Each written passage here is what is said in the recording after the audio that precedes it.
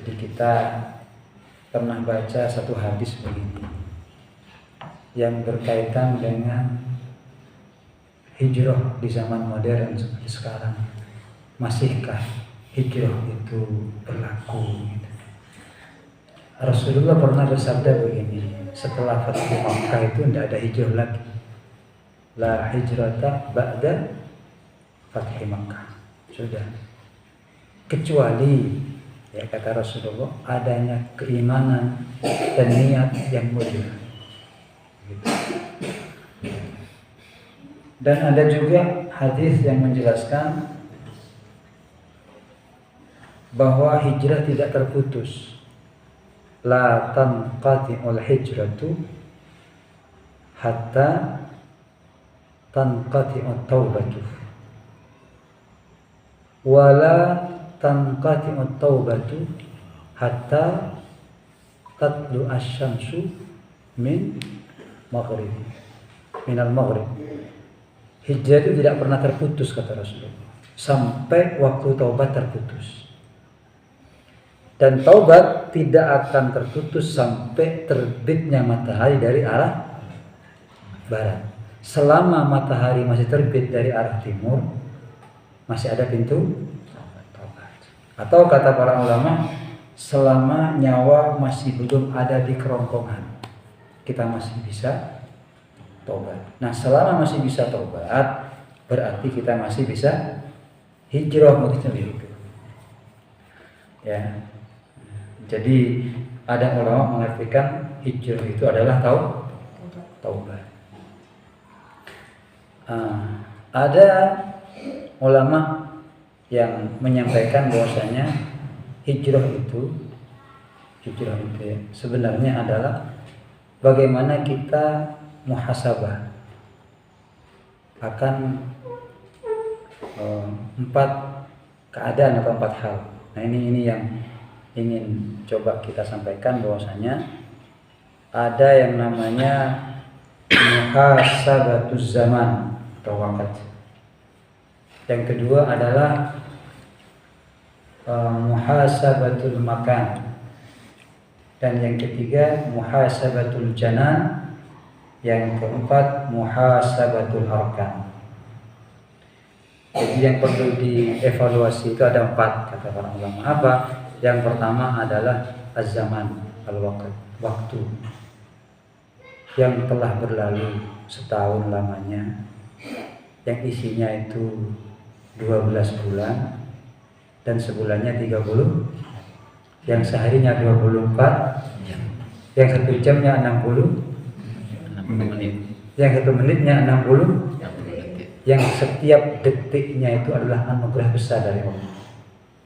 Anugerah besar. Nah, ini kita muhasabah, evaluasi, introspeksi. Kira-kira kita isi apa hari-hari, waktu-waktu yang kemarin Allah berikan. Bektana kau udah panjenengan kadin tuh ya apa? Mana lebih banyak antara baik dengan buruknya. Bektana kau bayar apa saya gitu. Karena Allah pernah mengatakan banyak orang itu rugi gara-gara melalaikan waktu. Karena anugerah Allah yang sangat mahal itu waktu itu. Dibuat sumpah demi masalah wal masa, demi waktu subuh, wasubhi, demi waktu duha, demi waktu siang, demi waktu sore, demi waktu malam, itu ada semua. Artinya anugerah waktu yang Allah berikan ini adalah sesuatu yang sangat mahal harganya. Nah, kita gunakan untuk apa waktu itu? Namanya muhasabahnya begitu. Lebih banyak baik atau buruknya. Dan Rasul mengatakan begini, kalau sekiranya lebih banyak buruknya, berarti kalian di usia tua masih lebih banyak buruknya, dengan sengaja melemparkan diri ke neraka.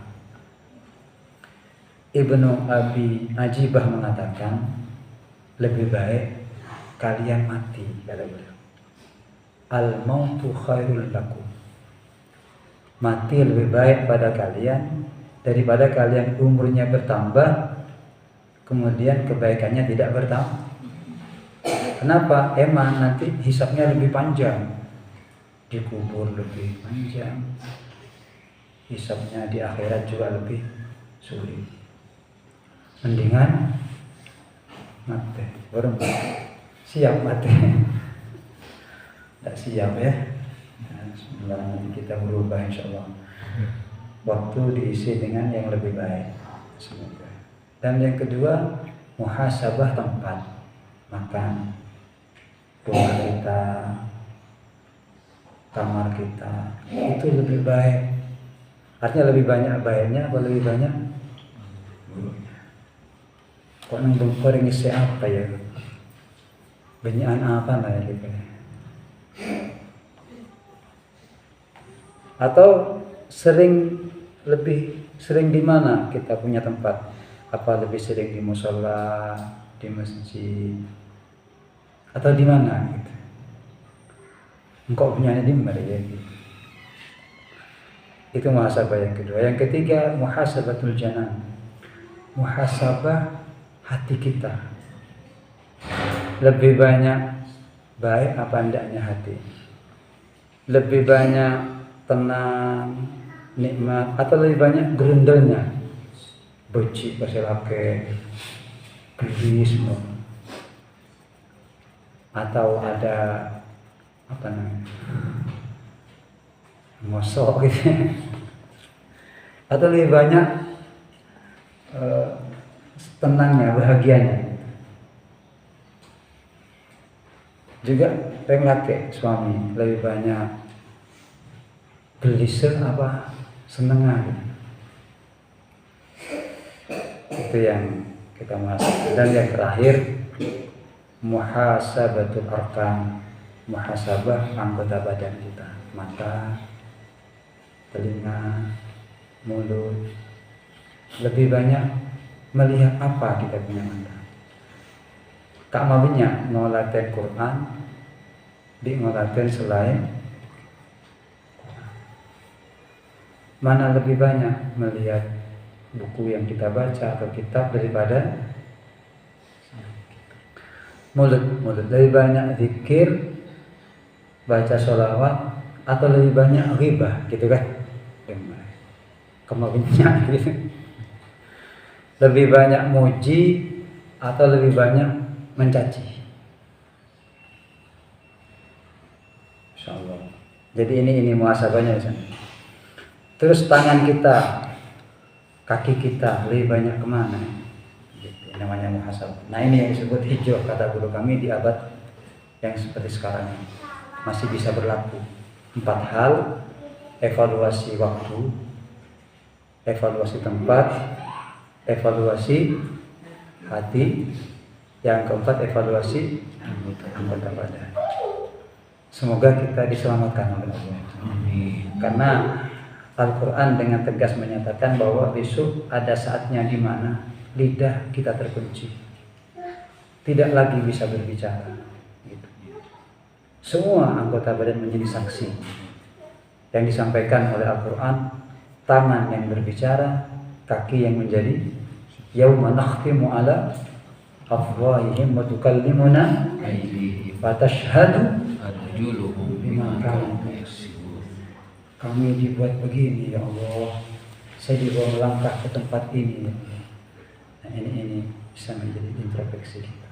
Semoga kita semua dijaga oleh Allah Subhanahu wa taala dan ke depan kita bisa memfungsikan waktu dengan baik, menggunakan tempat dengan baik, menggunakan hati kita dengan baik, dan menggunakan anggota badan yang telah Allah berikan kepada kita dengan baik. Semoga menjadi tahun yang berkah dari Allah Subhanahu wa taala.